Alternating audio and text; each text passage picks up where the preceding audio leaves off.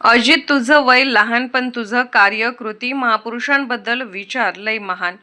नगराध्यक्ष संजय हलगरकर सह पोलीस निरीक्षकांनी केले कौतुक. अजित कांबळे हा एक नवीन व सर्वात कमी वय असलेला नवखा चेहरा.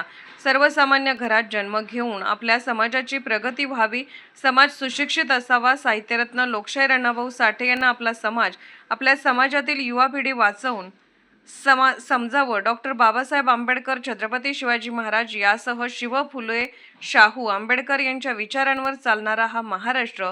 यामध्ये आपला समाज कुठे चाललाय? अण्णाभाऊ साठे यांची जयंती उत्साहात जल्लोषात साजरी करूच, परंतु फक्त एक दिवसासाठी अण्णाभाऊ यांची आठवण पुन्हा विसरून जा असं होऊ नये, यासाठी नाचवून नव्हे तर अण्णाभाऊ साठे हे वाचवून आम्ही जयंती साजरी करू, असा विचार मांडताच उपस्थित निलंगा नगरीचे नगराध्यक्ष संजयराज हलगरकर, पोलीस निरीक्षक शिंदे सर, अविनाश रेशमेसह नगरसेवकांनी अजित, तुझं वय खूप लहान आहे, परंतु तुझे महापुरुषांबद्दल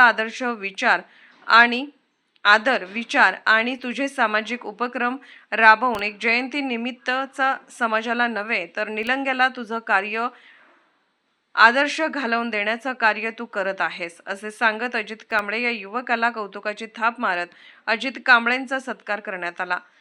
बोलतोय कमी पण कामातून करून दाखवतो जास्त, तेही यशस्वीपणे.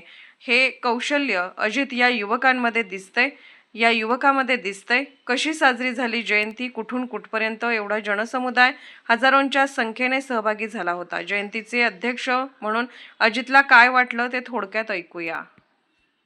जय लहुजी, जय भीम, जय शिवराय.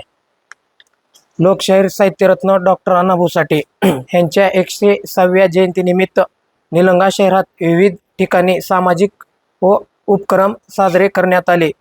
शहरात नाका नंबर 1 पासून जयंती सुरुवात करण्यात आली. छत्रपती शिवाजी महाराज यांना अभिवादन करण्यात आले. त्यानंतर महामानव डॉक्टर बाबासाहेब आंबेडकर यांना अभिवादन करण्यात आले. पहिल्यांदाच समाज बांधव व महिला मोठ्या संख्येनं ह्या जयंतीमध्ये सहभाग झाले होते. जयंतीचे अध्यक्ष म्हणून ह्या सर्व समाज पाहून मला आनंद आणि अभिमान वाटला.